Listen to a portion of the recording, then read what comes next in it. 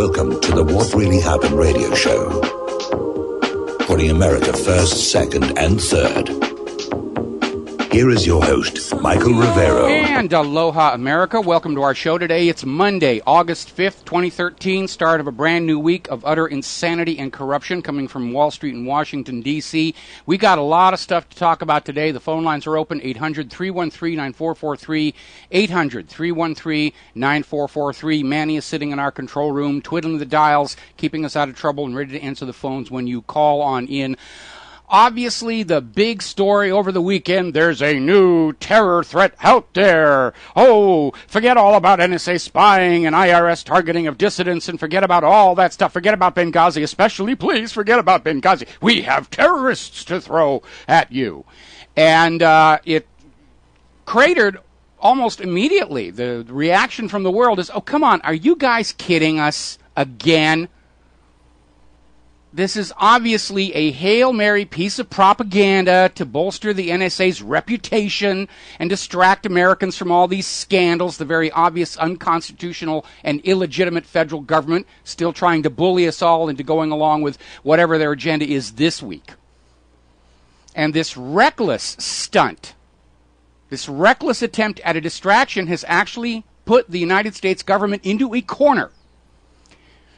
Because if there is no new 9/11, Peter King is already out there saying this will be the biggest terror attack since 9/11. And if it doesn't happen, the public will know this was another cry wolf to scare Americans into obedient acceptance of all that is being done to them, to fan the flames of war, fever, and get those gosh darn Muslims out there. Now, the NSA is being given credit for discovering the chatter. They're saying it matches the pre-9/11 chatter. We've got chatter out there for you. Now, this is the NSA that was able to target an individual family for Googling backpack and pressure cooker. But this new warning from the NSA about the terrorists, who we are told they are supposed to be going after, rather than law-abiding American citizens. And so their warning amounts to someone in Al-Qaeda, nudge, nudge, wink, wink, say no more, but we don't know exactly who it is going to do something, but we don't know exactly what. Somewhere in the Middle East, only we don't know exactly where. Sometime before the end of the month, only we don't know just when. It's kind of a safe prediction to make in a world where most nations absolutely loathe the United States of America. Something could happen at random, and the NSA could say, see, we predicted it carefully. Of course, isn't the stated objective of all of this spying on everybody on the planet to be able to stop and prevent these attacks? Not just stand up afterwards and say, see, I told you it was going to happen. Are we not great for having forecast but not stop it? It's that whole firefighter mentality. They want to look like heroes after the destruction is all over instead of going around and actually stopping the stuff here. On the contrary, if a real attack does happen, it will prove the entire national security system is a complete and utter failure because they were not able to stop it. The NSA, the FBI, the Department of Homeland Security, CIA, and all those crotch grabbers over at TSA will be seen as costly but totally useless luxuries this nation can no longer afford. The war on terror will be seen as having been lost. In fact, I'm already seeing that pop up in a lot of the independent media. This new attack, this new supposedly stronger Al-Qaeda out there proves the war on terror has been lost. That's for those who don't understand. Al-Qaeda was a piece of propaganda all along. The toilet is out to get us. There's really only one way to stop terror, and that's to stop messing around with other people's countries. But the U.S. government delights in messing around with other people's countries. They delight in changing the governments and tinkering with internal affairs, all to force those countries to accept private central banking as their economic model, after seeing what a wonderful job it did here in the United States. The U.S. tinkers with these other countries to force them to sell their oil and other natural resources only for the U.S. dollar. And the people in those countries looking at how Americans are being treated by their own government these days, they don't want to emulate us. They don't want to live the American standard of living, not seeing how it actually is today. And they resent having their own nations and their own government being tinkered with, so of course they're going to be hostile to the United States. Now, in the end, I suspect that all acts of terror are frauds and hoaxes to trick us into wars, to trick us into hating the designated enemy. We know that Adam Gadon, the so-called American Al-Qaeda, is actually Adam Perlman, the grandson of a member of the board for the ADL. We know that Yusuf al-Khattab, who ran the Revolution Muslim website in Brooklyn, the one that featured a picture of the Statue of Liberty with an axe in the back of it, his real name is Joseph Cohen. False flag fakery drives wars. That's what Israel tried to do when they attacked the USS Liberty and blame Egypt for it. That's what Israel was trying to do during the Lavon affair when they were down in Egypt blowing up American and British assets and planting evidence to frame the Egyptians. And if you stop and think about it, would it make sense for anyone or any group wishing to change the socio-political system in their country to carry out acts that destroy their own popular support? Because they need that popular support to effect the change. Look at the American Revolution. Thomas Jefferson and George Washington and all the rest of those guys, they needed the support of the American people to kick out that bunch of tax-happy bastards who weren't listening to the concerns of the American people. How far do you think the revolution would have gone? How successful do you think it would have been if George Washington and the boys were going around to colonial schools shooting school children? It doesn't make any sense. These so-called terror acts are all designed to demonize a party, to destroy popular support for them, like the FBI did with the Black Panther coloring book back in the 1960s. It's all fakery. It's all fraud, and this is just more of the same. And I'm seeing, again, articles all over the place saying, this is a joke. This is an obvious joke. The United States government has lost the benefit of the doubt. It's lost all credibility. And nobody's buying this thing. So we're seeing these articles about, U.S. extends embassy closings, how very lucky that just when the NSA is facing the wrath of the American people for violating the Fourth Amendment, that the NSA manages to dredge up chatter. That someone in Al-Qaeda is planning something somewhere, somewhen, but we don't exactly know what. It's very obvious the NSA ginned this whole thing up, trying to save their reputation with the American people. It does feel like they're setting us up for some kind of a false flag terror attack. First of all, we had all those coordinated jailbreaks that took all the so-called Al-Qaeda terrorists and sprung them into the wild. So, the Al-Qaeda is back. How very convenient that when we need a new terror attack that all the terrorists get sprung from jail. And by the way, watching the cable TV over this last weekend, inevitably a whole bunch of Hitler's Temple of Doom and Hitler's favorite cooking recipes and the Nazis' interior design tips. I mean, it was just all over the place. Now, we have already demonstrated here what really happened with our 3 NSA challenges. Third one's still ongoing. Going to release all of that on the 29th. Real criminals and real terrorists who already know the government is spying on all lines of communication can easily secure their communications from the NSA. Which means the NSA spying, recording all your phone calls. That's now confirmed from more NSA whistleblowers coming forward. They're recording every single one of your phone calls and all of your emails and stuff. It's about watching you to make sure you're not getting those double plus ungood thoughts about freedom and being allowed to keep the wealth your labor earns. That's what they're worried about, an American spring. And they're hoping by watching all the social media and everything that they'll be able to say, they're talking about rioting over there in Chicago. Let's send in the troops. When the American Spring actually happens, it will erupt spontaneously all across the country. It will be a leaderless resistance, just like the one that happened in Egypt. But that's what they're spending all this money to do. Not to catch criminals, not to catch terrorists. It's watching you to keep you in your slave pen. We'll be right back. And aloha, America. Welcome back to the show. We're talking about this latest effort to distract the American people from the NSA spy scandal, the IRS targeting dissidents scandal, the Department of Justice going after corporate media journalists scandal, the EPA giving favorable treatment to green groups scandal. The wars, which are not going well, the economy, which is being held together with spit and baling wire, and of course Benghazi, that horribly botched attempt at an election year publicity stunt. That is the secret they are most desperate to try and conceal from the American people. And they wanted to fan up something that looked like a revolution they could put down with Adam Kokesh's armed march into Washington, D.C. last July 4th. That didn't work. We saw the trap. And then they were trying to fan up Trayvon Martin and George Zimmerman and say, when Zimmerman's acquitted, there will be race riots all across America, followed by a national emergency. And, of course, that didn't happen because we all saw that was what they were doing. So now they're out there, new terror warning all over the place, closing the embassies. This will be bigger than 9/11. And the reaction of the world has been pretty much, 3 strikes and you're out on this one. And I noticed the corporate media today isn't really, they gave it saturation coverage throughout the weekend today. It's just not really there all that much. They're talking about gallstones and these Major League Baseball players who have gotten suspension for doing something that baseball players aren't supposed to do, and who really cares. But we're seeing all over the world, even in the foreign corporate media, the same reaction here. From The Guardian, they're saying embassy closures earn little respect for a U.S. that's lost the benefit of the doubt. This is The Guardian in Great Britain telling the United States of America, nobody believes you anymore. Nobody's buying this latest pile of bovine excrement coming from the White House.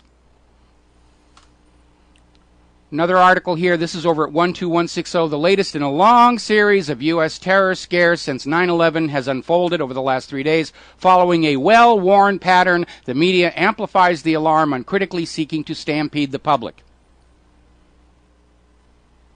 Nobody's buying this one. And by the way, when they issued that first warnings, closing embassies and everything, I went over to the Department of Homeland Security, to their Terror Threat Watch page. Now, they've given up that color-coded system, threat level, green, orange, red, peach, taupe, mauve, puce, whatever system they were using. Now they've got a new designation. And at the time I checked the page at the Department of Homeland Security, they listed no terror threats anywhere in the world.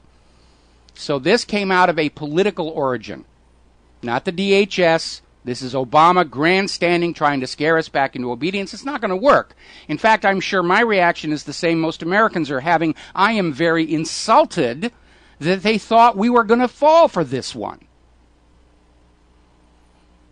And I want to underscore something here with a couple of headlines. Over at Daily Paul, Ben Swan, full disclosure, U.S. funding al-Qaeda in Syria. Over at, this was a YouTube from Russia Today, United States is arming funding al-Qaeda.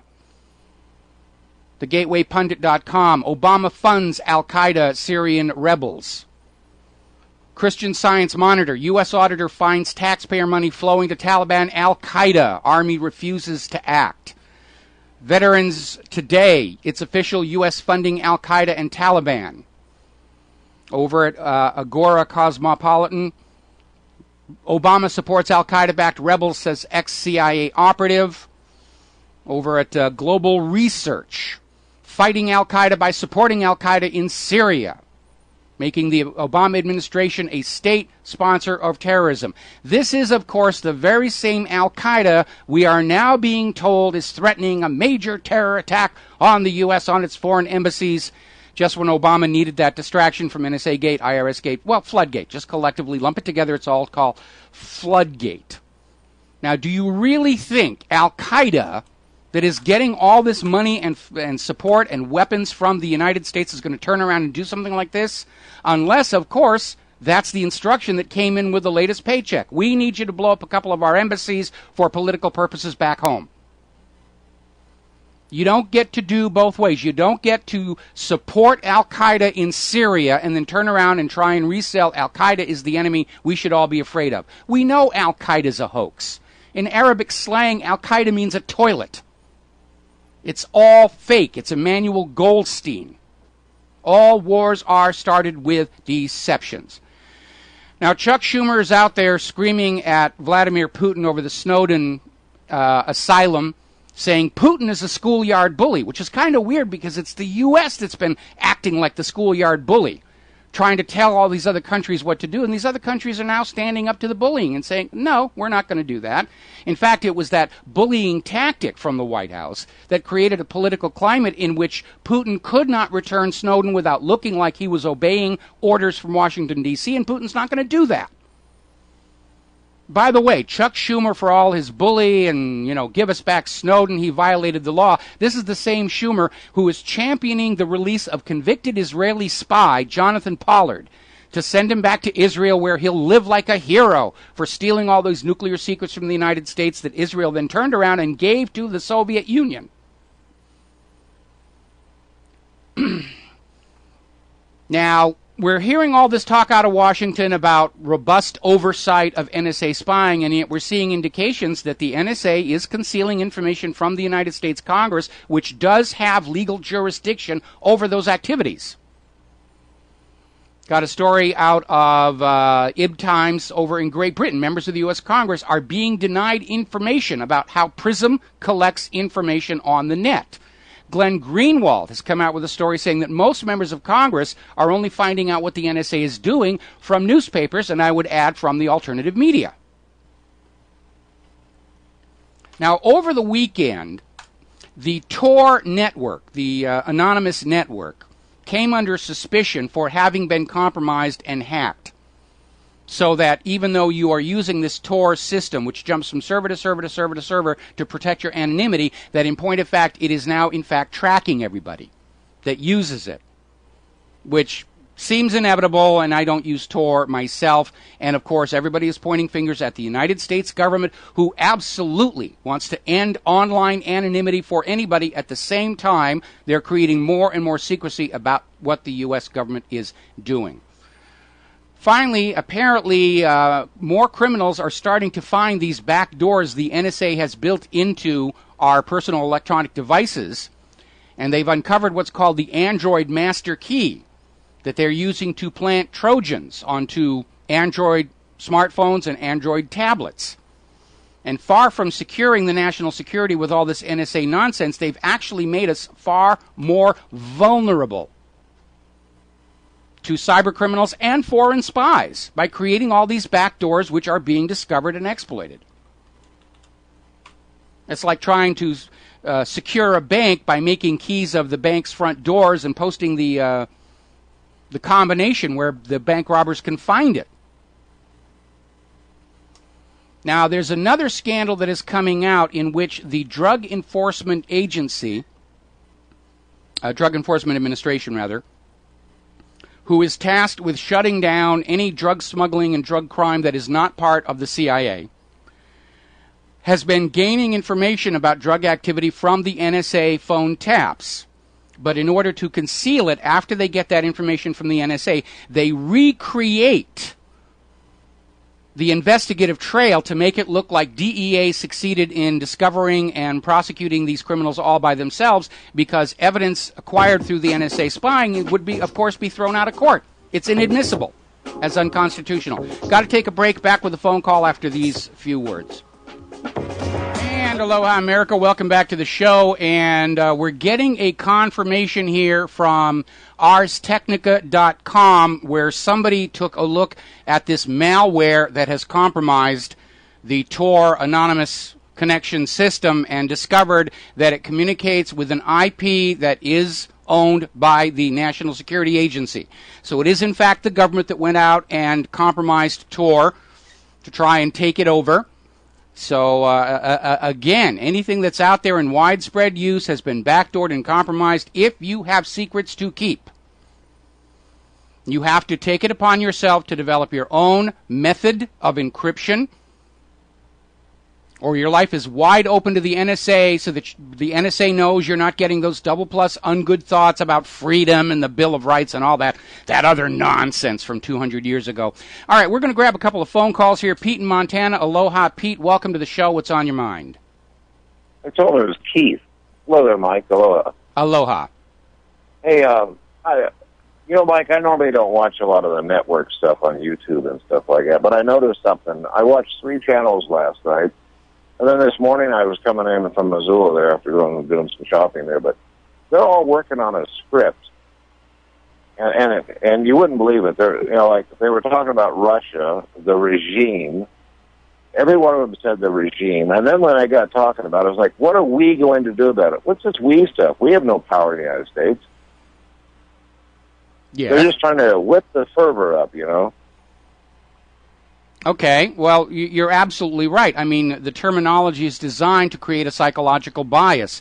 You know, if they're fighting for the United States, they're freedom fighters and revolutionaries. If they're fighting against the United States, then they're terrorists. And it's the same guys doing exactly the same job, but the wording is done to create a psychological bias. And governments we don't like are always called regimes. And, that's exactly it. Now that Russia took control of their central bank and is standing firm on Syria and Iran, they're now the bad guys. Yeehaw, we've got the Cold War back. More money flowing from the taxpayers into the military-industrial complex. And, I mean, the corporate media is still out there pushing all this stuff. Yeah, another thought I had, too, is I was added up there. They spent over $500 million sending it to the Al-Qaeda over there in Syria. Yeah, but they can't help Detroit out. Yeah, that's just it. Millions of homeowners out of a home, jobless rate is hidden, I guess you can call it. And then you got the actual working that aren't even working full-time jobs. Our bridges are collapsing like that, and they're out there funding Al-Qaeda, you know. Yes, they are. It's completely insane. It is absolutely insane.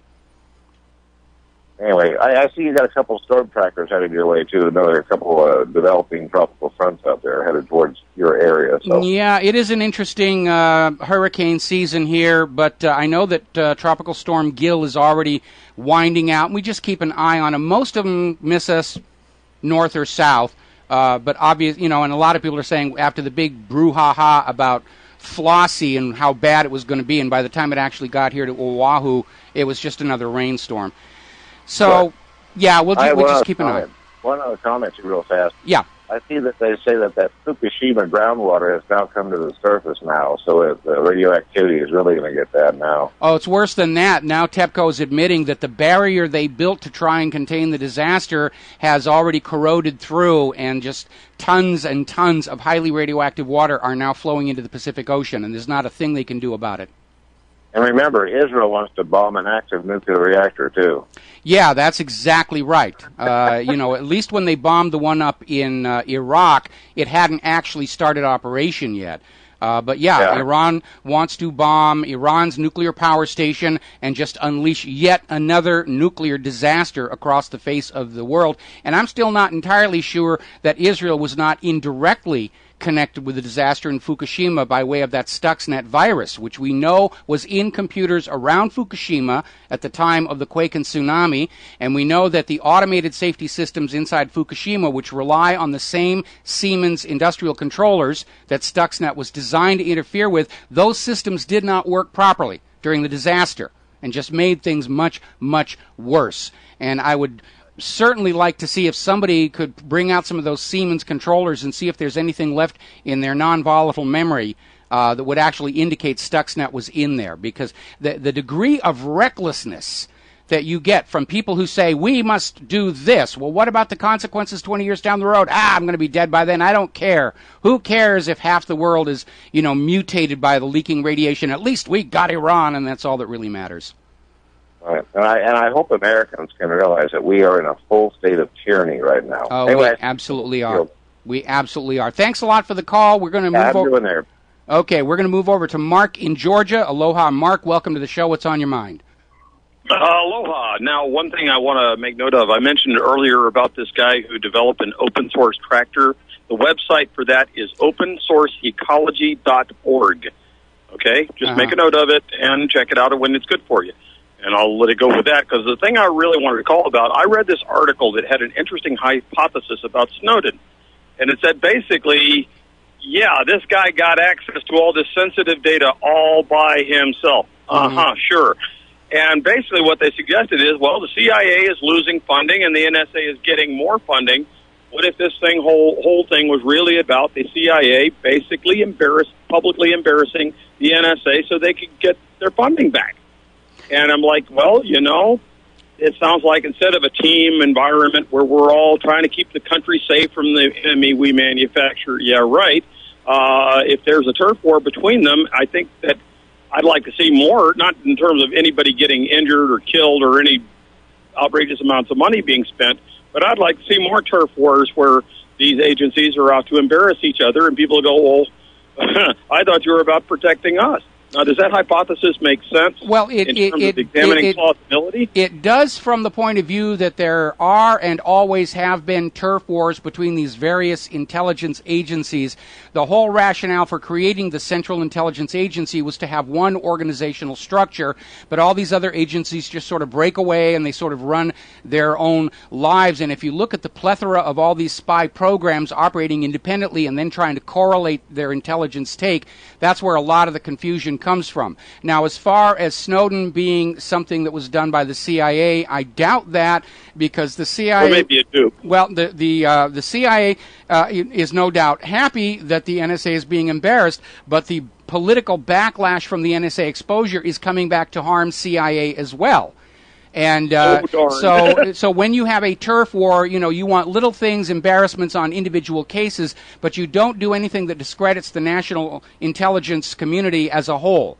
That's a tacky no-no. And so I think, and first of all, you need to understand when you're working with classified material, the plan of operation is that you have a wall around your secure area, and pretty much inside that secure area, nobody's really paying attention. I've had 2 occasions in my life where I was dealing with classified information, and getting in and out was, of course, extremely strict, and what you can take in, what you can take out. Once you were inside, unless it was special compartmentalized, people really weren't as careful about that stuff as you might like to think from seeing all the movies and TV shows. So right. I think that Snowden was able to basically acquire enough information just searching around from the local network. I'm sure NSA is now changing that. But I don't think Snowden was an agent for somebody who was outside. He's just an American citizen who got very tired of the direction the nation, or the government rather, is taking the nation, and he decided to do something about it. He basically did what Department of Homeland Security said. See something, say something. He saw an illegitimate, unconstitutional abuse of power by the NSA, and he said something, and of course now the U.S. government wants to get him back and slap him around for doing that. Because what they really meant by see something, say something is when you see something in the American people or outside, you don't report on wrongdoing inside the government or bad things will happen to you, as I myself found out 20 years ago when I tried to blow the whistle on Vincent Foster. So, I don't think Snowden was necessarily working with anybody when he was acquiring the information. Obviously, now that he's in Russia, Russia will be profiting privately from what he does know. And wherever he moves to from Russia, same thing there. This is a major disaster for the United States, and the bullying isn't improving things. It's not making the situation any better. Right. Well, like I say, it still remains plausible is one thing, a proven fact is another, but it is plausible that Snowden might have been a dupe who was being manipulated and being given aid in order to get this information out. I see that as very, very unlikely. I see it as unlikely that he was being used by somebody. I think he's just a moral citizen who just had too much, and I know exactly how he feels. Got to take a break for commercials. We will be right back. And aloha, America. Welcome back to the show here. And I'm just looking at this story where Peter King is out there already saying, the mere suggestion that this terror alert is some kind of a political, it's a conspiracy. It's absolutely crazy. So they're already reacting to us. They've lost the initiative on this one. When you push them into the corner and they have to start denying, they are already losing. And Peter, I don't know how to break this to you gently, but you, the government of the United States of America, are not seen as credible any longer by anybody on planet Earth. And after all the lies and fraud and deception we've had, Saddam's weapons of mass destruction, torpedoes in the Gulf of Tonkin, Spanish mine in Havana Harbor, and on and on and on and on, why would any sane, prudent person take anything the United States government or its prostitutes and the corporate media say at face value? And we really wouldn't. By the way, speaking of TV pushing the propaganda and the rest of it, yesterday my wife and I were just pushing random buttons on the cable remote, trying desperately to find something we hadn't already seen 82 times before. And all of a sudden, this image comes up of this guy with an easel doing a man-in-the-street interview showing a picture of Tiananmen Square. And the instant I saw the picture, I said, they've changed it. They photoshopped it to show crowds on both sides of the tanks and this one lone guy who was staring the tanks down. And they were going on talking about people, do you remember this and how big the crowds were? And everybody saying, oh, yes, there were big crowds. And I'm saying, no, that's not the picture. And there were no crowds. Tiananmen Square had been emptied out. So they went on to basically talk about, yes, the picture was photoshopped to show how easily people can be misled by what they think they remember. I think the show was called Bleeping Your Brain, and it transitioned from there into, and this is why people still shockingly believe the U.S. government was behind 9/11, and at that point I hit the remote button to go back to something I'd seen 82 times before. So they're already out there ahead of the upcoming anniversary of 9/11. They're already out there saying, don't trust your own memory. Really, your own memory is faulty. We're going to prove how faulty your memory is, and you should only rely on what the government and the corporate media tells you happened. And I think that's absolutely foolish for reasons I've already elucidated, but if you needed another one, Discovery Channel kicked off its Shark Week. They do an annual Shark Week because sharks are always good for viewer numbers, and they kicked it off with a program, Megalodon, the Monster Shark Lives. Basically, it was a mockumentary, is what it turned out to be, and it's by the same people who produced that one claiming that mermaids are real. And the idea was they had all these incidents. They had a charter fishing boat that was mysteriously destroyed off the coast of South Africa, and they were bolstering it with pictures of a whale that had been stranded here on the beaches of Hawaii with its entire tail chomped off. And the instant I saw that, I said, okay, there's a problem. First of all, the shaky shot from the boat of the whale on the beach looked to me like it had been motion tracked. And then they had another photo of the same whale taken from the beach that was actually at a different angle from the shot from the boat. So I live here in Hawaii, and when whales get beached here, it's big local news, and I hadn't remembered anything from 3 years ago about a whale with its entire tail missing washing up on the beach, so I did a quick web search, and of course, it's bogus. This is another one of these shows that are made to look like a documentary to feed something dramatic to the people. And if you want to do that, and I did enjoy the one about the mermaids, even though it was a fraud, it was a very well done show, and I really did enjoy it.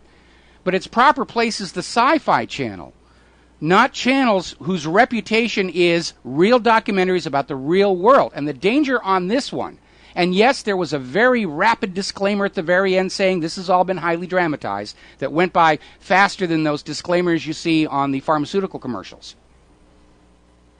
But the danger is kids are going to be looking at these shows on these supposedly educationally based channels, and they're going to go to school thinking, yes, Megalodon is still real. And I think it's a very disturbing trend that they're doing these fictionalized documentaries and presenting them as being real. Now, could Megalodon still be down there in the deep part of the ocean? It's entirely possible. The only difference between a great white and a Megalodon is how big they are, and sharks, unless they are killed or succumb to disease, they go on living and go on growing. And Megalodon wouldn't really have a reason to come up to the shallows because their food would be the very large creatures in the deep ocean, whales and squids. So it's possible. But this mockumentary doesn't prove it because it's all a fraud. Those aren't real scientists. Just like with the mermaid mockumentary, they're actors and actresses in a dramatization of what it would be like if we were finding evidence that Megalodon was out there. And I think it's very dishonest for these shows to be on educational channels. If you want to produce it and sell it, put it on Sci-Fi. I'm sure the Sci-Fi Channel would love to have it. Certainly it was of higher quality than some of these Roger Corman things that Sci-Fi Channel is filling themselves up with. But it's the same people who did that mermaids, set of mermaid shows, and I think it's very, very damaging to young people to put these shows on what are supposed to be documentary science and nature programs like Animal Planet. And it's another reason why you should take what the corporate media is selling you with a large grain of salt. Because they're pulling off a scam and a fraud just for viewer numbers. And yes, it's a well-done show and fun to watch, but I think people would tune in even if they were told up front, this is a dramatization, this isn't really real, these are actors, but it's fun. The mermaid one is fun to watch, even though you know it's a fake. But they're out there trying to sell this idea that this is real. I mean, get people down there watching for the giant dorsal fins and so forth. Alrighty, a very interesting story has surfaced.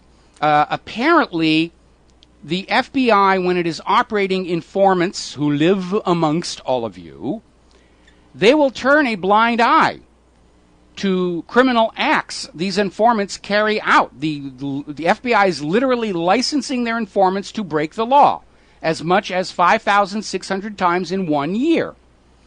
And the FBI authorized its informants to commit crimes, including selling drugs to plotting robberies. This broke in USA Today. So when you have a government that licenses crime, you have a criminal government. It's okay for these people to commit crimes because they're our buddies, but by golly, you'd better not Google pressure cookers and backpacks into your computer or we're going to kick down your door. Meanwhile, another alarming sign, or maybe it's a reassuring one, just how scared they are about the independent media. Apparently two U.S. senators are believing that unpaid bloggers and websites like whatreallyhappened.com should not get the extended First Amendment protections accorded to the corporate-owned, corporate-controlled, government-controlled media.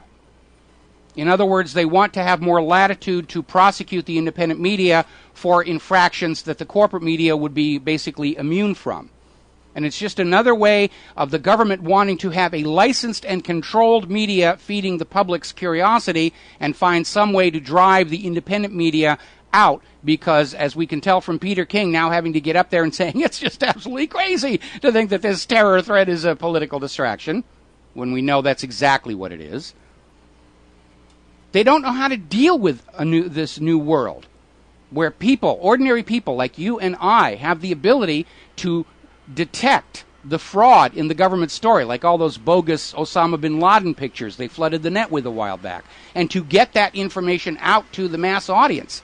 They don't know how to deal with that. This government has survived so long through propaganda, fraud, and deception, they don't know any other way to operate. And they're very unhappy that their frauds and deceptions just don't seem to work much anymore. All right, we're coming up here on the top of the hour. I wanted to get into some economic news. The phone lines are open, 800-313-9443.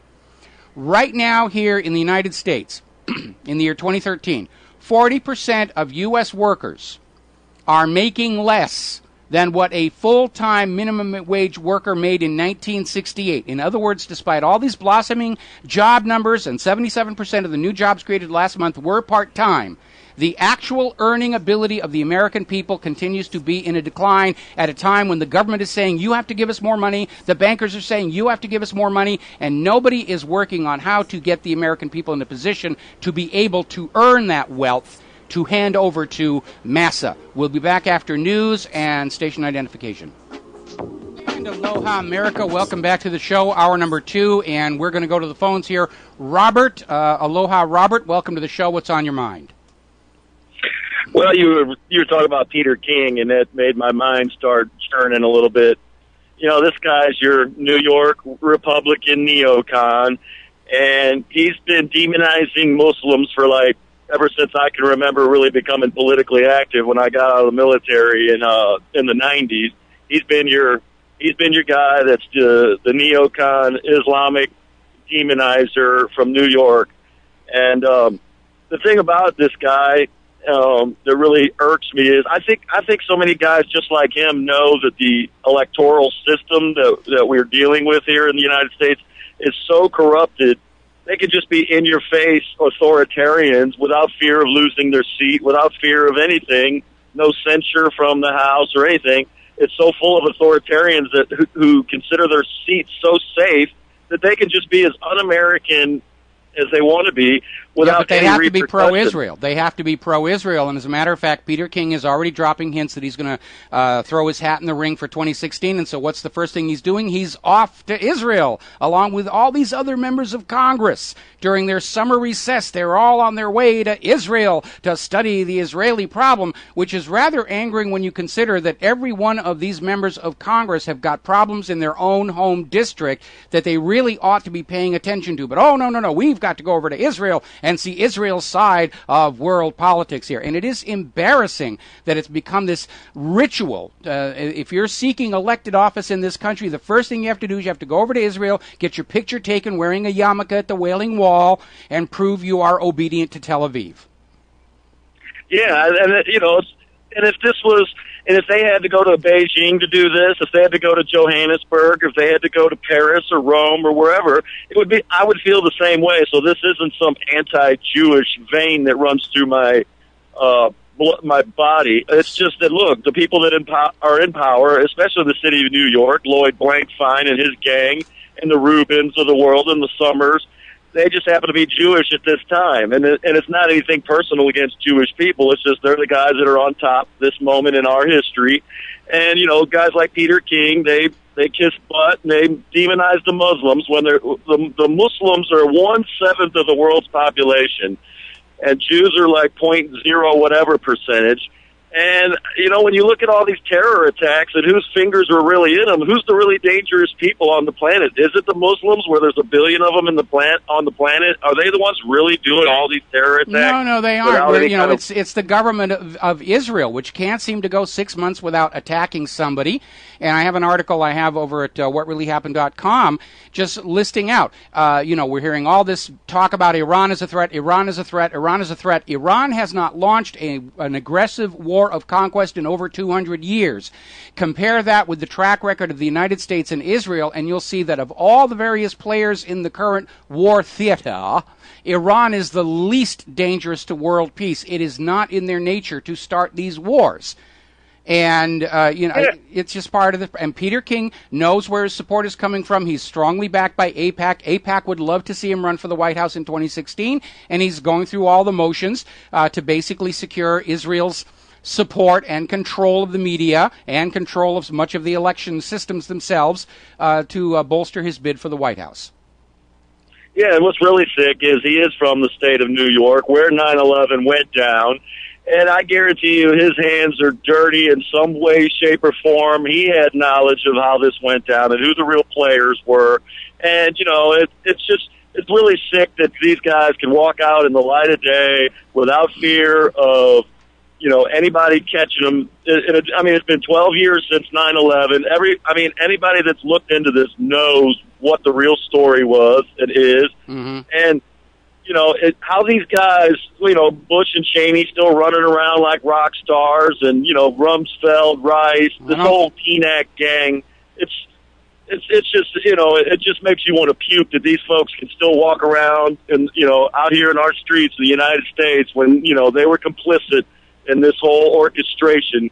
And, you know, as an American that's just a regular old guy that sits around and watches this, it's just like, it is really an upside down Orwellian Matrix type construct that we're all living in, and it's so hard to try to break out of it and enlighten others because the programming is so darn strong.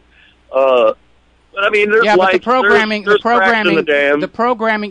are. The programming doesn't work anymore. They were trying to kick up a controllable illusion of a revolution on July 4th with Adam Kokesh. Then they were trying to kick off race riots as an excuse to declare martial law and a gun seizure following George Zimmerman. Now they're trying to wave terror threat at us, and none of it is working. They can't get any traction. They have lost the war for the minds of America. People are very, very angry right now over everything that's going on. The polling is showing the American people far more concerned about the abuses and tyranny of the U.S. government than they are about the terrorist threat, and that may be because in all of 2012, not one American inside the United States of America was killed in a terror attack. You're far more likely to be shot accidentally by the police. You're way more likely to be killed by a mistake made by your doctor or pharmacist. The terror threat is just overhyped, and people are tired of listening to it, and we're at the point right now where people understand if there's a big bang following this, this pre-sale publicity about a new Al-Qaeda threat, most people are simply going to assume it's the U.S. government doing it again. And I note on the corporate media, they're not spending hardly any time on this at all.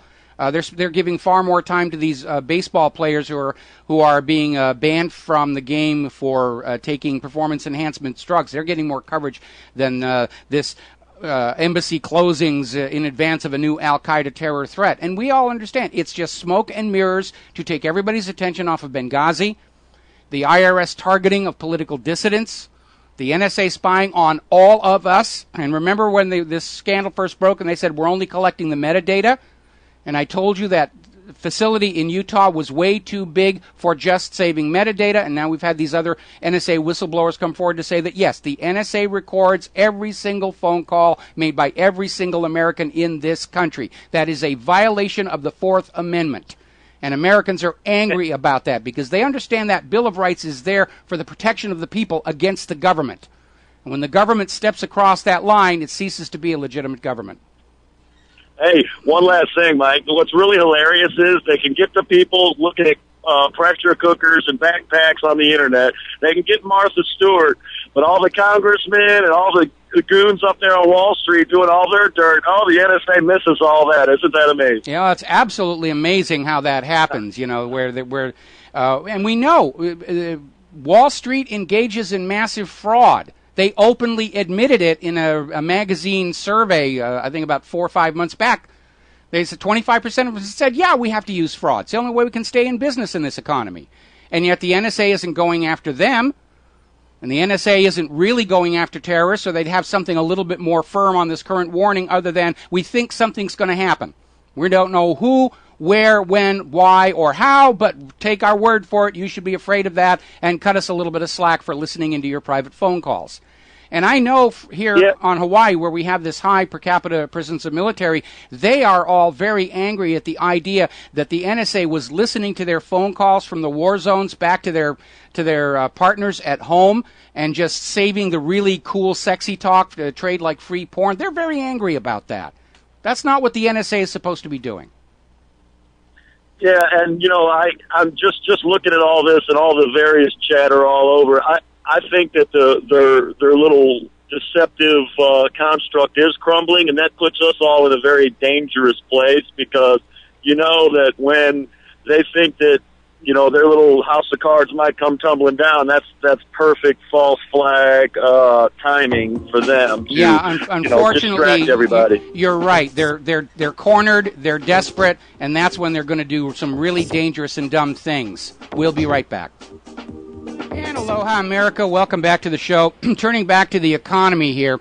Actually, before I do that, story just coming in from the Washington Times, where the White House has now announced that unless Russia returns Snowden to the United States of America, Obama will not meet with Vladimir Putin next month. Now, I think, considering how badly Obama's last meeting with Putin went at the G20, I think Obama was probably looking for a reason to cancel, and he's going to use Snowden to do that. Story coming out of Blacklisted News. Regulators confirm the mega banks are robbing your pension funds. And apparently regulators are revealing documents and call logs detailing operations by the world's largest banks to rig interest rates in order to rake in millions at the expense of legitimate businesses and pension funds. And of course, the official reaction from Wall Street is, oh, this is inconceivable and it's unexpected. And of course, it turns out it's been going on all along. Now, Ellen Brown, you probably remember we had her on the show last week, has come out with a new article called The Detroit Bail-In Template. And basically what she is saying is that they're trying to use the Detroit bankruptcy to establish a legal framework for looting pension funds to save the banks. Now, up until now, it was the other way around. When a business or a city went bankrupt, the ordinary people, the workers, were first in line. They were at the head of the line for the creditors, and the bondholders were basically at the back. And they're trying to reverse that, so that when your company or your city goes bankrupt, they're going to grab all that pension money and say, the banks get it. You're just out of luck. Sorry for all those contributions you made in there, but, if you'd only worked harder, the economy wouldn't be in the mess that it's in. Going to blame the victims yet again. Now, I know, and this is in response to that caller that we had a little while ago, a lot of Americans are staying quiet in the hopes that if they cause no trouble, if they don't speak out, if they just go on filling out the forms and signing the checks, the government will let them keep what little they have left. That is a false hope. The stark reality is the government and Wall Street are coming for it all. The actual United States government debt is $74 trillion when you include all the off-balance sheet obligations and liabilities they have. They're fudging all the numbers to try and make it look like it's still somehow working out. But they need to come for it all. They want your gold, they want your guns so you can't fight back. The banks are taking your homes through fraud because they need the entire value of that home on their balance sheet to stay solvent. It's open season on the American people to loot them of what is left of their real wealth. And even if they get it all, even if they strip every bit of wealth from you, the American people, down to your wedding rings, the U.S. government still will not be able to pay off their debts because they're working within a system which by design always creates more debt than money with which to pay that debt. It's the very sort of banking system we fought a revolution to be free of. And we're back in it because we gave too much power to the federal government. And they sold us back into that same system of slavery, not once but 3 separate times, and all 3 times it brought this nation to the edge of collapse. Now, last week we were reporting on how over in California, the city of Richmond was considering a plan to use eminent domain to help underwater homeowners, in which the government would seize the homes that are worth less than the amount owed on the mortgage and then sell them back to the owners at the fair market prices. And a lot of cities are looking at this. And of course the banks, which want home prices to be sky high because then they make more interest off of you for giving you the ink and paper that allows you to move into that home, they have promised to block the city with lawsuits.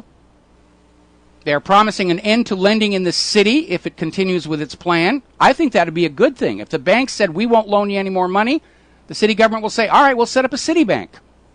We'll start our own banking to turn the public currency back to a public utility. And it is a reminder that this banking system, which goes all the way up to the top of the pyramid at the Federal Reserve, is not there to serve the community. It is not there to serve the people of the nation. It exists to serve itself and maximize profitability no matter who gets hurt in the process. When we talk about the blueprint for a new America, the first rule we have to have in there is the public currency has to be treated as a public utility. That was the model of banking this nation started with, and it worked. It allowed the American people to raise their standard of living through hard work. It incentivized work. But the private bankers can't stand that. They can't stand a world or a nation or a community that's existing without debt.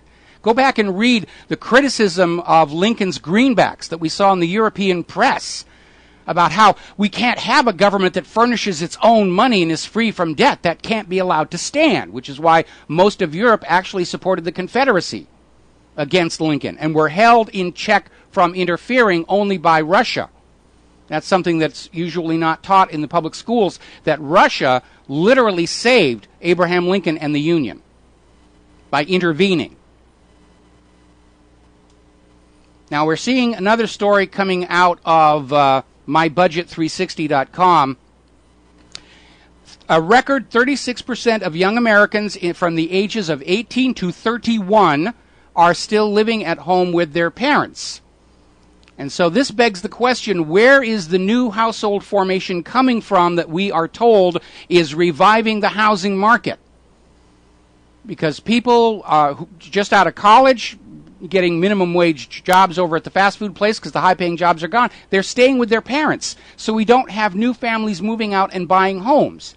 Are they rigging the housing numbers? Probably. They're rigging everything else. You don't need me to tell you this. take a moment to walk around the center of your local community, your local town. Look at the commercial vacancies that are out there. Look at the boarded up homes.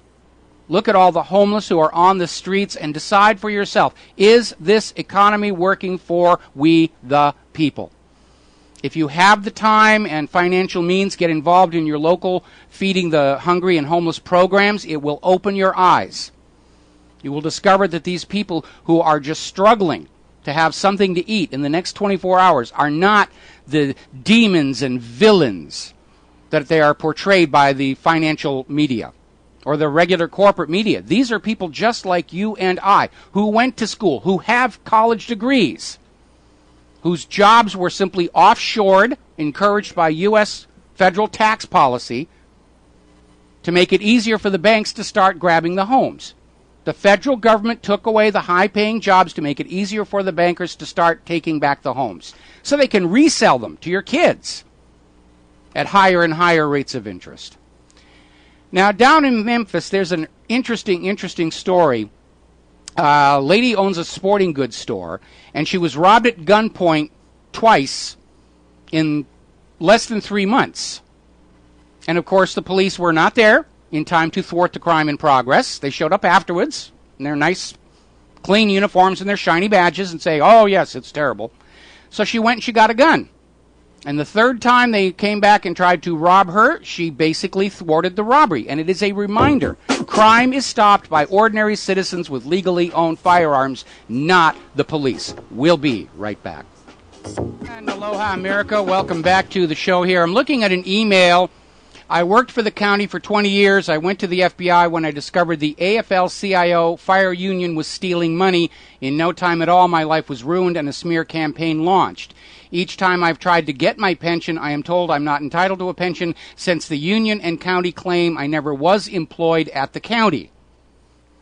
Yeah, we've seen that before. That's what happened to me more or less 20 years ago when I stumbled across evidence that White House Deputy Counsel Vincent Foster had actually been murdered, and there was a cover-up, and like a law-abiding, loyal American citizen, I tried to show the evidence I had found that the FBI was fraudulently manufacturing the testimony of Lisa Foster, and my career in Hollywood evaporated.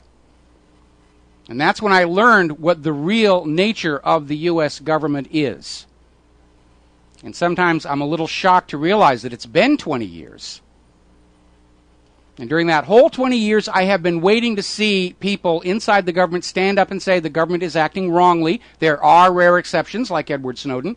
But most of these government workers are perfectly happy with their very fat paychecks because they're paid considerably more than people doing the same job in the private sector. And that kind of added largesse will buy loyalty from the vast majority of the American people. Alrighty, let's see. Oh, interesting article over on the BBC. Having failed to secure a convenient, coerced confession from that poor kid down in Florida, whereupon he was summarily executed by the FBI, now they're launching a new smear campaign against the Sarnia brothers, saying that these bombers were linked with fringe conspiracy theories. The Sarnia brothers, they actually thought the U.S. government was behind 9/11. They actually thought the U.S. government was lying about Saddam's weapons of mass destruction. They actually thought the U.S. government was behind the bombing of the Oklahoma Federal Building, which basically puts Tsarnaev in company with the vast majority of the American public, according to the most recent polls. But they're out there trying to say, oh, see, they believed in these wacko, cuckoo conspiracy theories, and if you don't want to be associated with the Boston bombers, you shouldn't be looking at those theories. And then, of course, as I mentioned earlier in the show, there was this Bleeping Your Brain show that we stumbled on last night, where the whole message of the show is, your memory can't be trusted. You shouldn't rely on your memory to understand what the government is doing. Just let us tell you what's going on. And they even used the word shockingly, that people were shockingly believing the government was behind 9/11. So they're definitely getting defensive out there. Now, amazingly enough, the carbon Nazis are still out there trying to push the fear-mongering and scare you into agreeing to a carbon tax and agreeing into lowering your lifestyle to save Mother Earth. Actually, it's lowering your lifestyle so the bankers can have that much more. saw this story over here at the Star. Rising sea levels will seal the fate of 316 U.S. cities, a study warns. And it says if global warming keeps going through 2100, the number of towns and cities on the coastlines could go up to 1,400. Now, scientists need funding, and scientists know that if they say, I found this interesting scientific phenomenon, but it doesn't really seem to do anything, there'll be little media attention and little funding. But if they say, I found this phenomenon and it's the end of the world, the media will flock to report it, and funding will follow. From this simple economic mechanism, we got stories about killer bees, computers locking up at the year 2000, catastrophic global warming in 1817, catastrophic global warming in 1922, catastrophic global warming in 1947, a coming ice age in 1975, and back to catastrophic global warming in 2013. But this model showing the drowning of the cities is somewhat incomplete, because as the world warms, if it warms and the Arctic ice starts to melt into the oceans themselves start evaporating more, and more of that fresh water goes up into the air to fall as rain. And we already know there's a shortage of fresh water on this planet. As the world warms, there'll be more clouds, which tend to slow down the warming. So this model is all based on if we magically melted all the ice in Antarctica and the Arctic, what would happen? Yes, there'd be flooding. But the ice in Antarctica and the Arctic isn't just going to magically turn into water overnight, because the same warming they claim will melt those ice caps, and remember, 10 years ago they were predicting Greenland was going to lose all of its ice, and it still has all of its ice. That same warming would result in increased evaporation from the world's oceans, which would produce more clouds, which would produce more rain, which would solve the fresh water problem. In other words, the system corrects itself. As the world warms and produces more evaporation, we get more clouds. More clouds reflects more sunlight back out into space. The Earth cools. This model is not accurate. It's based on a hypothetical that cannot happen. Raising on a busted flush, and this was over at BBC. Rise in violence is linked to climate change. Global warming is causing political unrest across the globe. No, it isn't. The U.S. government tinkering with other people's countries is what's causing the global unrest. The predations of private central banking is causing global unrest, but they're going to blame global warming. But according to this particular piece of Climate Bex, I guess the Muslims aren't behind it all after all. Going to take a phone call here. Rod in Indiana. Aloha, Rod. Welcome to the show. What's on your mind? Yes, about the Federal Reserve. How long do you think their charter is good for? And it's open-ended. It's an open-ended charter. When the original charter was passed in 1913, it was chartered for 100 years. But in the 1930s, Congress amended the charter to make it open-ended. Now, Congress can revoke the charter at any time they want to with a simple majority vote. And all the U.S. government has to do is return to the owners of the Federal Reserve the $1 billion that was put into the government's coffers on passage of that original Federal Reserve charter. And these days, $1 billion just isn't a lot of money. Congress could shut down the Federal Reserve anytime they want to, but Wall Street are very, very generous in their financial support of members of Congress, which is why it's not going to happen. So we're in for more QE3 ad infinitum. I'm sorry, one more time? We're in for more quantitative easing. Yeah, they're stuck. They're stuck. They have now that they've gotten into this quantitative easing to prop up the financial system, they can't stop. Every time they talk about tapering, the stock market takes a plunge, and all those Wall Street firms with huge blocks of stock hover at the edge of instant insolvency. So they're stuck. They're now addicted to this $85+ billion every month created out of thin air as technically as a loan to future generations of Americans to pay back. And they're stuck. I don't think they can stop it. The instant they stop it, the whole thing's going to fall apart. When do you think that money's going to come back and cause inflation? The only reason it's not causing inflation is that most of these bankers are taking that surplus of cash and they're holding it as excess cash reserves to try and deal with the potential activation of some of those credit default swaps against Europe, but they don't have anywhere near enough to actually weather that firestorm when it happens. Plus, a lot of the bankers are simply taking all that wealth and they're putting it in their pockets. They're buying $100,000 wristwatches and $300,000 million Bugatti Veyrons, and that in a way that's sort of keeping the inflationary pressures in check. But they can't keep that up much longer because at some point they're going to have to start increasing quantitative easing to counter the inflationary effects that we are in fact seeing. So they got themselves in a real corner on this one. And it's just a question of how long can they keep this up before the system just starts falling apart. Sooner or later, the rest of the world, and it's already started, they're turning away from the dollar because of all this excess printing is really making it pretty much worthless. And it's only the petrodollar scam that is supporting international demand for the dollar. And they can't keep that up either. What other currency can give the dollar a competition? If you had a dollar, what other currency would you put it into? Well, the Chinese yuan is coming on very, very strongly. I mean, pretty much, you know, in any currency in any nation that is based on value and on a public central bank is doing much better than any nation with a private central bank that's just issuing the currency. That's why private central banks always declare war on nations without private central banks. They don't want the people of the world to understand there is an alternative system that works better. That's why they tried so hard to force the young United States back onto private central banking, up to and including ginning up the War of 1812 out of thin air. That was a big reason for the war against Germany, was that Germany had thrown out the private central bank imposed on them by the Treaty of Versailles, and they came out with a state-issued value-based currency, and it turned Germany's economy around so quickly, it was called the German economic miracle. And at that point, all of the other private central bank nations declared a global boycott against Germany, trying to crush them down. And that was what set the stage, all the hostility for World War II. Got to take a break for commercials. We'll be right back. And aloha, America. Welcome back to the show here. And getting back onto the carbonazis and their constant fear-mongering. I found this article back in 2007. This was over at Stephen Goddard WordPress. Remember when they were really ramping up global warming will end us all? And there was this actual headline that said, global warming to kill almost everybody by 2012. Well, it's 2013. And the vast majority of us are still here. Obviously, those people who were caught in the U.S. drone strikes aren't still here.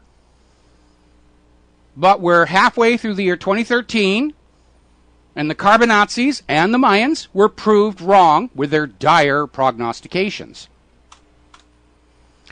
Now, I want to talk a little bit about what's going on over at Fukushima because the situation there is rapidly getting worse. Reuters is now reporting that the barrier that was built to try and contain the radiation to the power station grounds and keep it away from the ocean, which was kind of a forlorn hope anyway because you can go down and then out, that barrier is now breached, according to Reuters. Highly radioactive water is pouring into the ocean.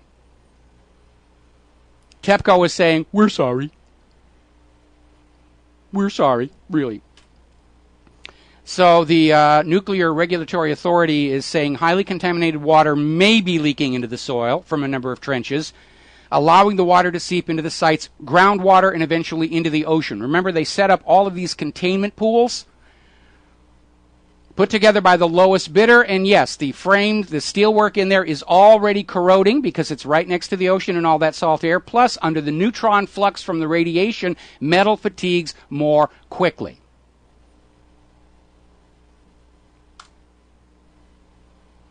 Apparently, over in South Korea, they're now detecting radioactive iodine flowing from Fukushima. And let's see, story over in enews.com. The bolts in the Fukushima tanks will corrode in just a few years, plant workers reveal. TEPCO says it doesn't know how long tanks will hold. That's reported in Reuters. Again, you had a problem with the money junkies. Remember what happened to San Onofre in Southern California? They wanted to build larger heat exchangers to extract more electricity from their reactor. Didn't want to go through the inspections process, so they told the federal authorities that it was just maintenance, and then they put in much larger heat exchangers, and apparently the heat transfer tubes were built out of a low-cost material to save a few bucks, make it look better to the money junkies, and they started corroding through and leaking very, very quickly. And it's created such a mess they've had to permanently shut down that reactor. We cannot have a world in which key safety decisions on important infrastructure, dangerous infrastructure, are left in the hands of people paying more attention to their ledgers than to their science books. We can't have that. Every time we see one of these disasters out there, it always comes back to somebody cut the corners on an important safety system. Oh, we don't need to spend the money to put those emergency generators up on stilts. The water will never reach this high. A lot of problems with America's nuclear power systems. There have been all these alerts and a fire over the last week, and it's not getting a lot of media coverage. The fact is, these reactors are all very old. Many of them have been allowed to operate past their original design lifespans. Nuclear reactors are not permanent facilities. They're all built with a maximum time of service. Before that core becomes too radioactive to deal with, the neutron flux weakens the metal to the point where it's no longer going to contain the intense pressure needed to keep water in a liquid state in that much heat, in that primary cooling loop, which is the most dangerous part of the entire reactor. And of course, more and more people are talking about whatever happened to thorium cycle reactors. Because the United States had a working thorium cycle reactor back in the 1960s. It was shut down by the Richard Nixon administration under pressure from the oil companies that didn't want any alternative method of electricity generation. We've got plenty of oil. We got plenty of coal. You don't need all this other stuff out here. Going to take a phone call. Chris in Las Vegas. Aloha, Chris. Welcome to the show. What's on your mind? Aloha, Michael. I'm going to continue your conversation regarding the nuke plants. Okay. I'm a former, now politically assassinated union electrician that's had much control system installation experience and building management control system experience. And it's been my observation that the licensure scheme of the NRS provides the special access required for anyone to install a surreptitiously or otherwise a remote on-site or mechanically actuated switch to either computer-wise or satellite, telephone, or by someone on-site, alter the controls operation scheme while having a dummy program operate in the foreground while the malicious program operates in the background, thereby allowing hazardous occurrences of chemications of the cooling systems to eat away or cavitate the piping systems to cause early failures or other problems to occur with a single click of a switch or... Well, that's what Stuxnet was for. That's what Stuxnet was for. The U.S. and Israel wrote this Stuxnet virus that targeted the Siemens industrial controllers, which are standard not only in nuclear power plants and fuel rod processing facilities, but they're used for industrial controllers the world over. And it was done to basically allow the fuel the fuel centrifuges to be overspun. They're under a huge amount of stress and pressure as it is. By overspinning them, you could break them. And Stuxnet got out. It went all across Asia. A lot of factories in Russia were damaged by it. They're very unhappy about that. And as I mentioned earlier in the show, it is known that Stuxnet was infecting computers around Fukushima before the tsunami and quake hit. And the unanswered question, I think, needs to be looked at, given that the safety systems inside Fukushima failed to operate correctly and used the same Siemens controllers that Stuxnet was known to interfere with, did Stuxnet inadvertently contribute to a worsening of that disaster, turning what should have been an automated cold shutdown into a runaway raceway condition that led to the exploding of these reactors and all this toxification? And it's absolutely there. These systems are supposed to be protected, but Israel and the U.S. are finding ways to break into them, and they're perfectly willing to risk spreading radioactivity all over the globe as long as they get those gosh darn Iranians. Chris, we're going to let you go and switch over to Kyle in Pennsylvania. Aloha, Kyle. Welcome to the show. What's on your mind? Kyle, are you there? Okay, let's switch over to George in Texas. Oh, Kyle, are you there? Yes, sir, I am. All right. Well, what's on your mind today? Well, I think that Fukushima is just another example of Keynesian economics. And what I mean by that is, as we all know, Keynesian said, who cares? By the time it all matters, we'll all be dead. And I think that's pretty much what went into the building of Fukushima. They didn't really care. They didn't really think they would ever have to contend with anything like this. And it's looking more and more like we're the ones who are being stuck holding the ledger. No, you're absolutely right. Again, going back to San Onofre, the person who made the decision to go with a cheaper grade of metal for those transfer tubes to save a few bucks was probably thinking, hey, if it fails somewhere down the road, it's not my problem. They may have left. And again, we understand money junkies are always going to think and act like money junkies. It was supposed to be the role of the federal government to come in and balance the desire for profitability with what was best for the nation as a whole. And yes, in this case, San Onofre was lying to the Nuclear Regulatory Commission about what was being done to those heat exchangers. But there is such a thing as a snap inspection. The inspectors can go in there and look at the work that's ongoing. They don't need permission. They can walk in and say, hey, this isn't a maintenance overhaul. You're completely rebuilding the heat exchangers, and we need to keep an eye on that. Thank you for the call. Thank you for the call, Kyle. We got to take a break for news and station identification. Back with more phone calls after these few words. And aloha, America. Welcome back to our show, hour number 3. And we're going to grab a phone call here. George in Texas. Aloha, George. Welcome back to the show. What's on your mind?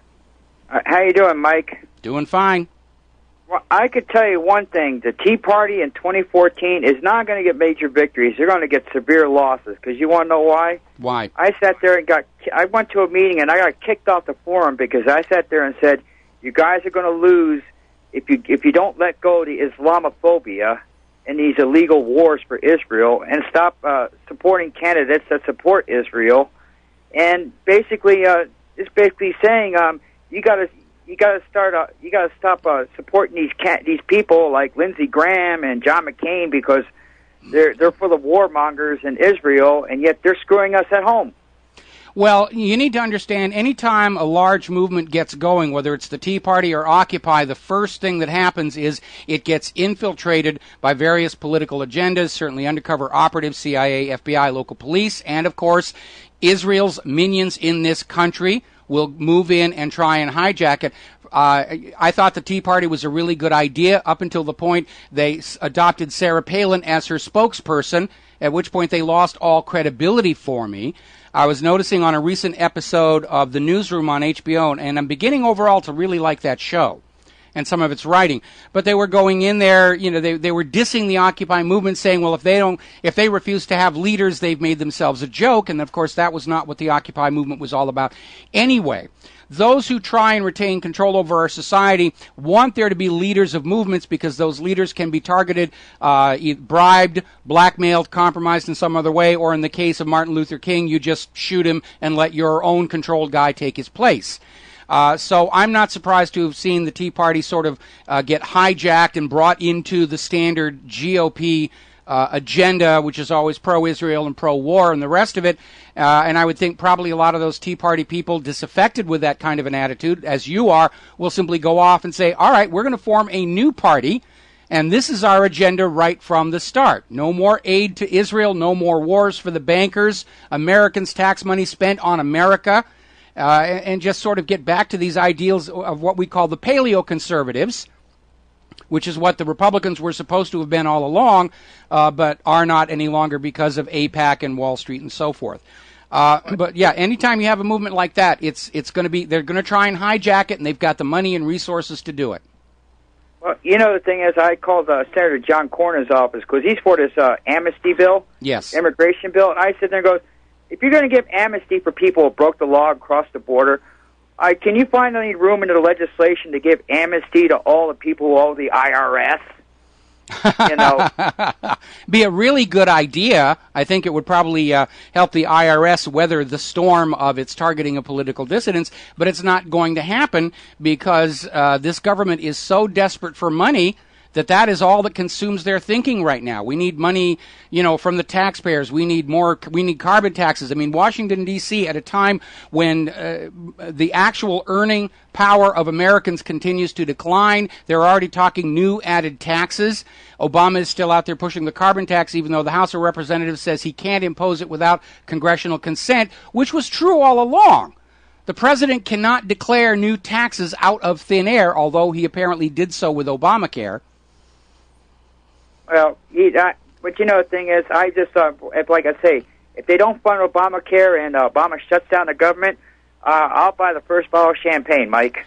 Well, yeah, I think if Obama were to shut down the government, that would be a good thing. I mean, look how long Belgium went without a central federal government. They went over a year, I think it was. And times were great.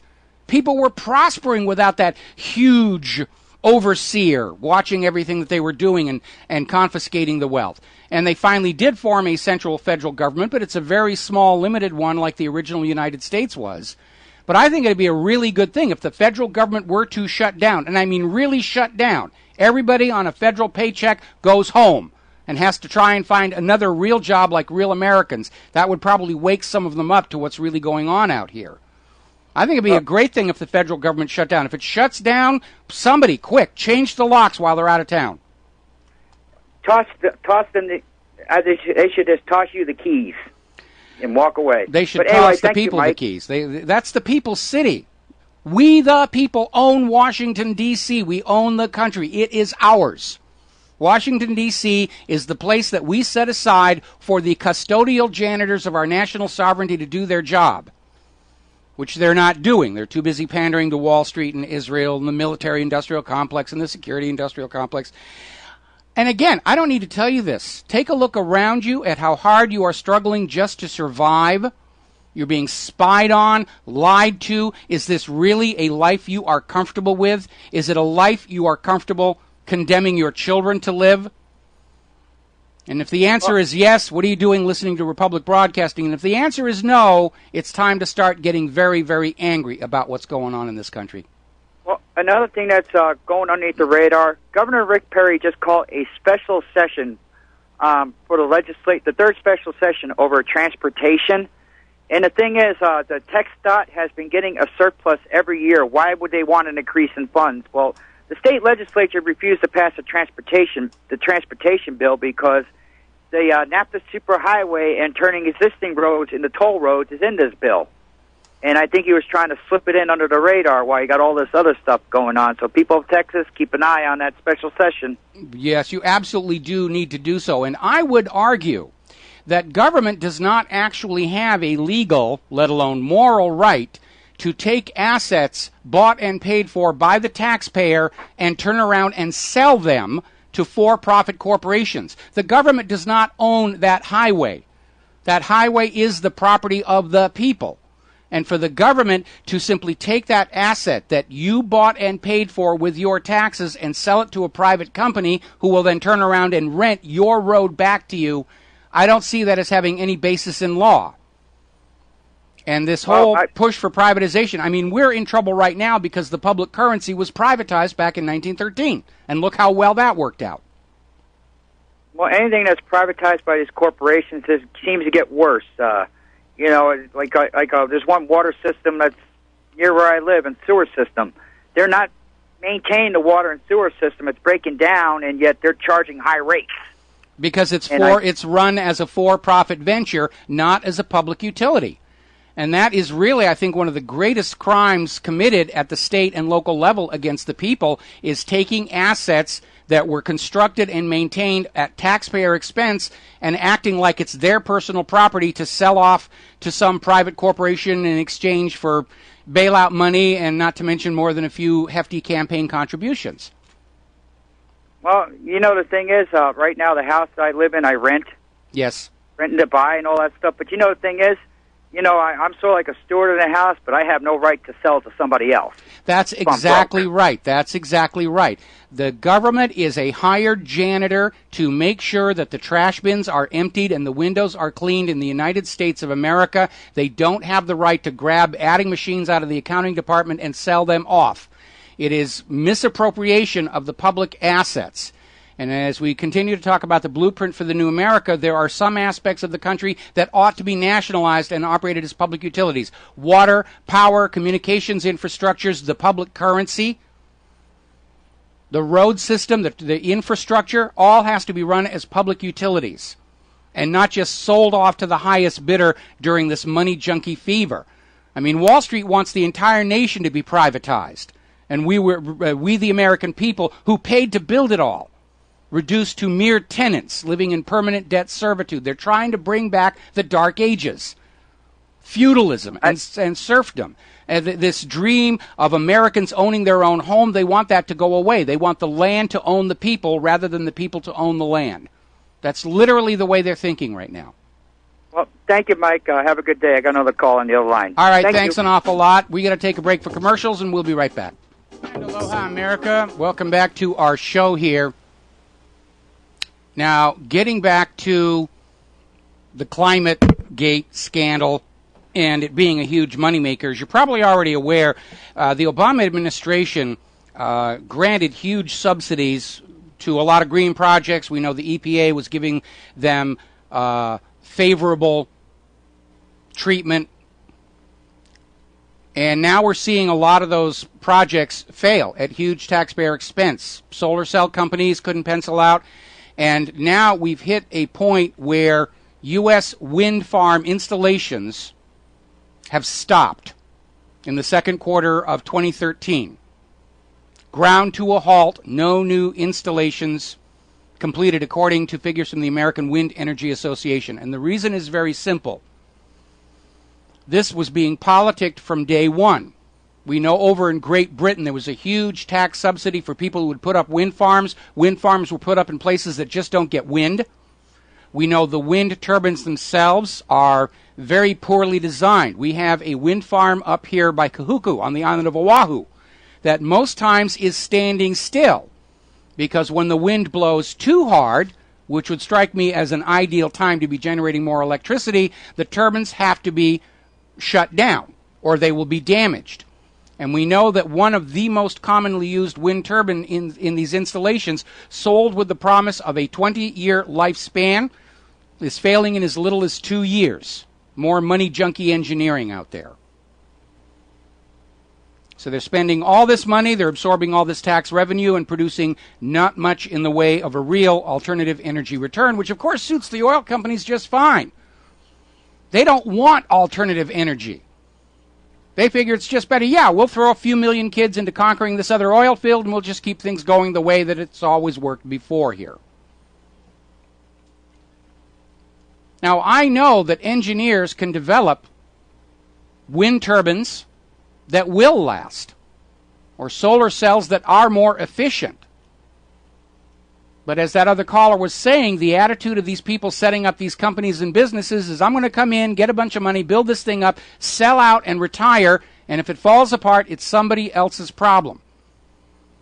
We have reached an age where not only is the government unaccountable for its actions and their consequences, but so is corporate leadership. And I think that has to change. And as I've said many times before, I do not have a problem with people who want to make money and be rich. I don't have a problem with that at all. But for society to function properly, there have to be other priorities. I remember when I was a kid, the idea of making something just to make it well, that was something we were all taught to believe in. To do a good job, to make a better product, to prove to the rest of the world that American manufacturing was better than anybody else's. That seems to have gone away, along with most of our manufacturing.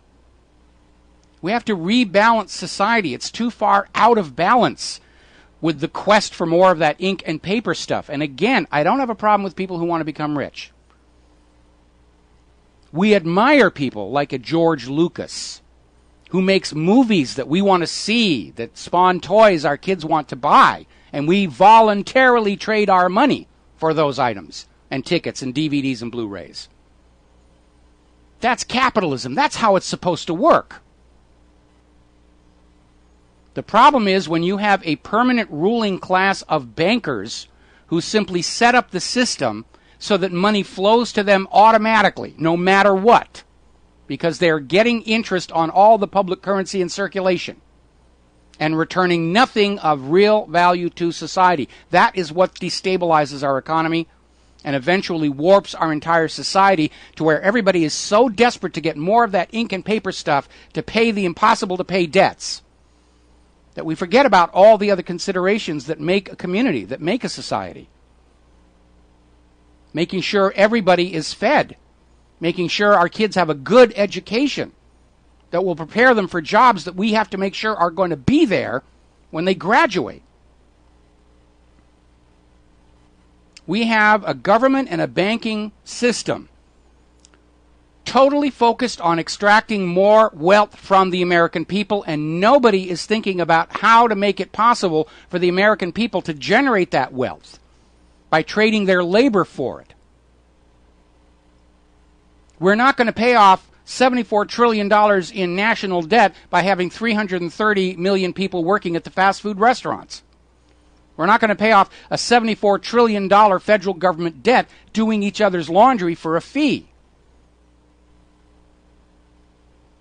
At this point, I don't think it can be fixed. When you're talking about a $74 trillion federal government debt, that works out to about $1 million per American family. Most American families will never see $1 million in their entire working life. So it can't be paid. The U.S. government has reached the point where it is collapsing from its debt. I think we ought to stand back and let it happen. We're facing a choice right now. Do we go on throwing good money after bad into this federal black hole of debt, knowing it can never be paid off? Or do we cut our losses now and just let the whole thing come crashing down? And obviously, I favor the latter approach, so that you, the American people, retain what is left of your wealth in order to start building a new nation. Because if we go along with this government Wall Street agenda, we will be dragged down into utter homelessness, poverty, living on the streets along with the rest of our fellow Americans. And the system will still crash. And we'll have less resources to try and rebuild the nation after it's all over than if we cut our losses now and let this failed system collapse of its own accord. That's really where we are right now. There's no amount of work that you can do, no amount of sacrifice you can make that can save this system, because it was designed to implode 100 years ago. All righty, let's go over here and talk about Monsanto and GMO. That stuff is out there again. Apparently, one of Monsanto's GMO products has failed to live up to its expectations. One of the GMO modifications to the corn crop Monsanto sells was to make the corn immune to a pest called rootworm. And I remember when I was a kid growing corn on our farm in New Hampshire, rootworm was a problem. And apparently the Monsanto seeds are not in fact killing off the rootworm. And as a result, these farmers who planted this supposedly rootworm-proof GMO corn are losing their crops because the rootworm larvae have destroyed the corn plant's roots. This is a repeat of what happened over in India, where they were mandated to use this GMO cotton, which turned out to be less resistant to drought than the natural variety. These farmers lost everything. There was literally an epidemic of mass suicide across India from these farmers who saw their work of a lifetime, building and maintaining their farm, evaporate right before their eyes. And now it's happening here in the United States of America, in places like Minnesota, Nebraska, Illinois, Iowa, the Corn Belt. They're losing their crops to rootworm when they spent the money to buy what was supposed to be a rootworm-proof GMO corn. Now, as Okay, we got to take a break here. Back with more about GMO and Monsanto after these commercials. And aloha, America. Welcome back to the show. We're talking about the continuing crisis with GMO products that are more and more being shown to be quite harmful, quite dangerous. We know that Monsanto, because of its extreme amount of financial and political clout, is trying to keep a lid on it. As of the last poll, 93% of the public want GMOs to be labeled. Now, if GMOs were really as safe as Monsanto says they are, they would not object. In fact, they would put a banner ad on the product, contains GMOs, good for you. But they know what the problem is. They won't serve GMO in their own company cafeterias. They don't serve GMO in Parliament. They don't serve GMO at the White House. And I probably speculate probably Congress as well is all non-GMO. And so Monsanto and the big agribusiness giants are planning to spend millions and millions of dollars in propaganda to convince us, really, you don't need to know what's in your food. And we saw that out in California with the fight over Proposition 37, where the people of California really wanted this. And Monsanto went to all the corporate media outlets and said, if you do not oppose Prop 37 and carry our anti-37 propaganda, for lack of a better word, we will pull our advertising from your particular newspaper or TV station. And the TV stations and newspapers said, oh, we can't live without Monsanto's paid advertising. So, yes, we will oppose Prop 37. There are still allegations that the final vote count for Prop 37 was itself fraudulent, that it did, in fact, win by a narrow margin. But when what Monsanto wants, Monsanto gets. They don't want to go back and fix the problems with their products. No, we don't want to do that. We'll just spend the money on public relations, buying the corporate media to tell you that GMOs are absolutely safe. Now, go out and do your own web search, and you will find all this research showing the problems with GMO food. And it's not just the DNA that's the problem. While these organisms are growing with this altered DNA, the DNA yields to what is called protein expression. The DNA is what controls the synthesis of the other chemicals that are in that organism. And it's producing altered proteins, which in some people may result in allergic reactions. If that's all you get, consider yourself lucky. Don't forget that French study where they took rats and kept them alive for their entire lifespan, feeding them glyphosate and GMO corn. And the rats that were fed on the glyphosate and the GMO corn started developing serious medical problems in the 4th month of their life. Massive tumors, all kinds of medical problems, died prematurely. When Monsanto tested their GMO corn on rats, they stopped the tests at 3 months and said, if it doesn't kill them in 3 months, it's perfectly safe. Now, because of influence and lobbying by Monsanto, the government of France rejected this French study. They did not refute it. They did not find anywhere where mistakes were made. They simply said, we're going to ignore it. Russia is now repeating that study. And we know countries all over the world are rejecting GMO. Hungary just literally torched all the farmlands that had GMO on them to make sure that pollen was dead. And Monsanto, because they're not able to sell this stuff to other countries, they're going to turn around and make sure that you, the American people, will eat it and you will like it and you don't have to know what's in there. All right, we're going to take a phone call here. Pat in Great Britain. Aloha, Pat. Welcome to the show. What's on your mind? Yeah, hi, Mike. Yes. I'm sorry if I'm probably talking a little bit off topic now, but this is what you were talking about sort of 15, 20 minutes ago. By the way, it's always nice the way you say, meanwhile in Great Britain. You must have a bit of secret British ancestry if you go back far enough. I always hear you saying, meanwhile, in fact, you often say, meanwhile, Great Britain, more than you say, meanwhile, up in Canada.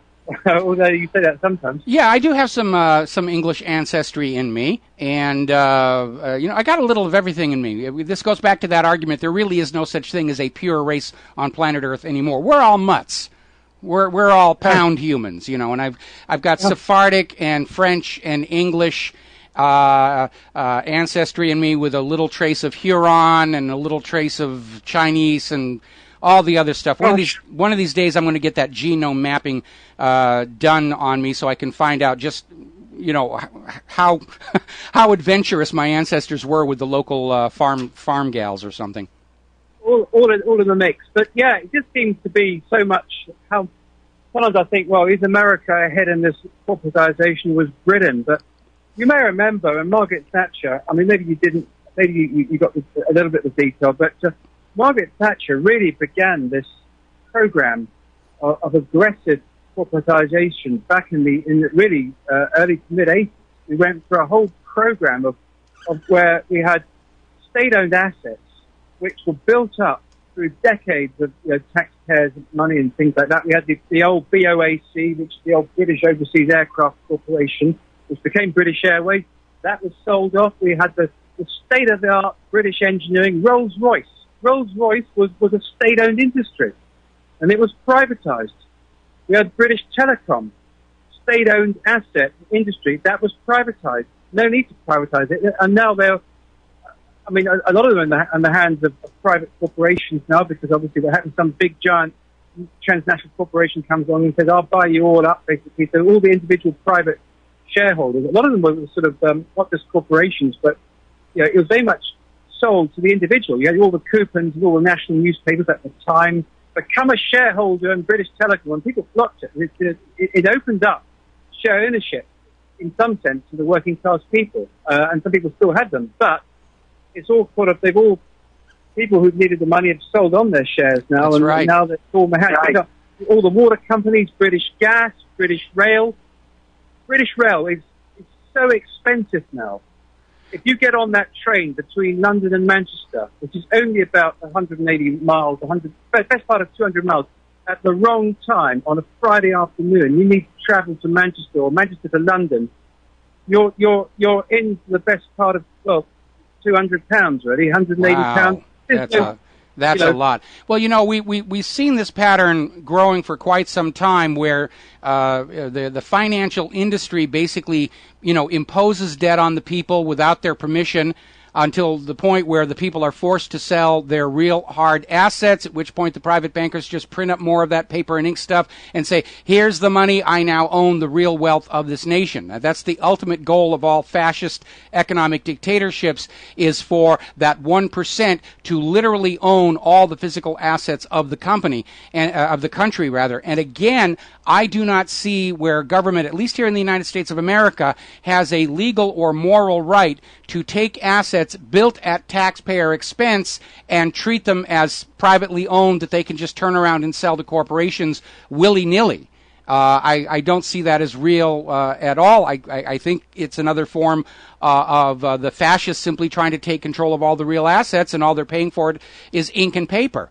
And it's a huge scam, and we're dangerously close to them being able to simply announce one day, we actually own everything, you're all tenants, you're no longer citizens, and you will do what we tell you, or you will not have his lordship's permission to live on his lands any longer. And the old feudal system, yeah. Yeah, that's what they're trying to bring us back to, the feudal system. This idea of the people ruling their own nation and governing themselves and owning the wealth of the nation. Oh, the bankers want that to go away. The bankers see, a polarized world where all the real wealth is in their hands and everybody else is making do with these ink and paper notes. But the main thing is that the government had no right to sell these companies. They were not theirs to sell. I agree. They were not theirs to sell. And now we've got the slippery road. The NHS is being corporatized everywhere. Lack of care in the profession is huge. Everything is all target-driven. The police force apparently there was a program where a police officer, admitted apparently they're doing things like now to meet targets on you're targeted to get so many arrests a month, so many bookings for this, so many for that.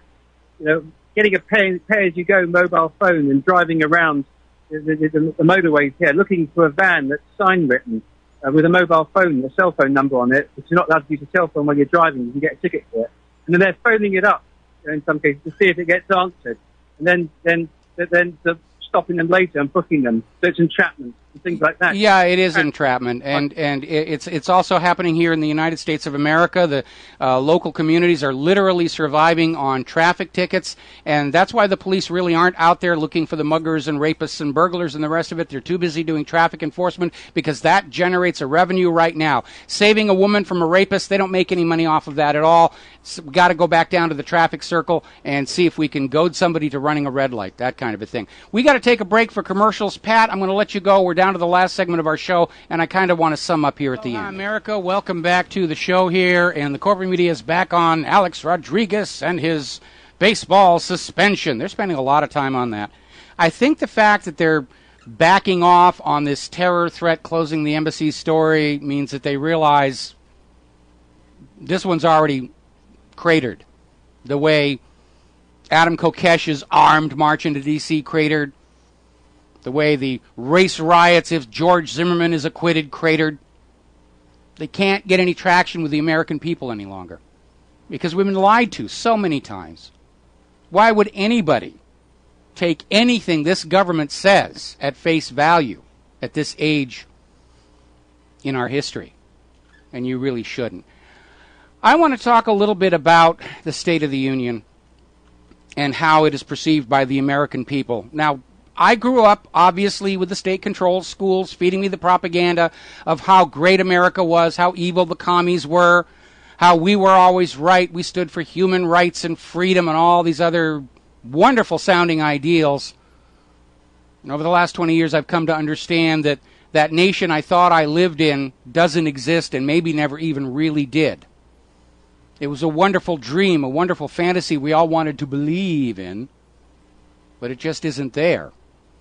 And I remember we were encouraged to pledge allegiance to the flag and to sing all the songs, America the Beautiful, the national anthem, God Bless America, all that other rabble-rousing, yes, we love America, we will stand by her. Well, I do love America. I get accused all the time of hating America. I love America. I love the America that is made up of 330 million bricklayers, teachers, doctors, bakers, butchers, grocers, carpenters. That America I still love, and it's worthy of being loved. But if America is defined as the government, then no, I think they're definitely not on my Christmas card list this year. And I think it's time for Americans to ask that for themselves. Do you love what America has become, at least as embodied by the United States government? And I think the answer is a resounding no. We have a government that is torturing innocent people to find weapons of mass destruction that never existed. We have a government that runs concentration camps. We have a government that has arrogated to itself the right to simply kill anybody they want, anywhere they want. We have a government that is so afraid of the American people, they're spying on everything that we do, listening to our phone calls, reading our email, stealing our business secrets for their own personal financial gain, listening to sexy talk of our serving troops in the war zone and trading it back and forth like free porn. Is this a government you can respect, let alone love? And the answer, of course, is no. And it goes back to something I was saying earlier in the show. Are you comfortable with life in the United States of America right now? Is the system working for you or against you? And most importantly, is this the nation you want to leave to the next generation? And the answer on that one is no. I've always held it as the highest moral imperative for us all to leave to that next generation a better world than that which was left to us. And my generation has failed. What we are leaving to future generations of America at this time is disgraceful. It's un-American. It is tyranny, it is fascism. It is permanent servitude to artificially created debt. And we do bear responsibility for the future enslavement of our children because we didn't stand up, enough of us, loud enough, and say this has to stop. The government wants to get rid of what's left of the Constitution. They figure we, the American people, aren't using that, but we need to.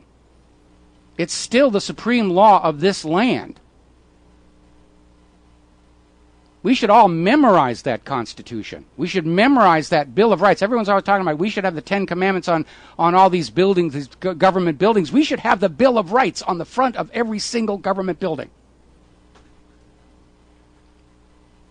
To remember that there are rules in place to prevent the government from abusing the American people. And right now we have a government that refuses to play by those rules, openly defies the rules.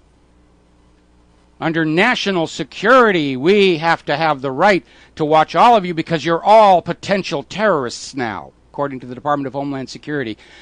That's literally the attitude they're displaying right now. You could all be members of a terror sleeper cell. And that's nonsense. Even the government doesn't believe we're all terrorists. What they know is we're all angry and getting angrier every single day. And this government, trapped by this banking system it sold its soul to 100 years ago, cannot change its course of action. It must go on looting the American people, plunging them into debt, plunging college students into debt, raising taxes and raising prices at the same time our earning ability is being driven down to third world levels. And it's approaching a breaking point. It has to. This illusion that there is still a functioning economy in this country is being held together with spit and baling wire, fraud and deception. They're rigging the unemployment numbers. They're rigging the job numbers. They rig the LIBOR. They're rigging the gold prices. It's all overt and covert government control of the economy to try and make it look like it's still functioning. And we saw exactly the same thing going on in the former Soviet Union just before they collapsed. I don't know when it's going to happen. But my gut is telling me we are very, very close. When the government is so afraid of the people, they're trying to gin up an armed protest to put down brutally as an example to the rest of us, which failed on July 4th.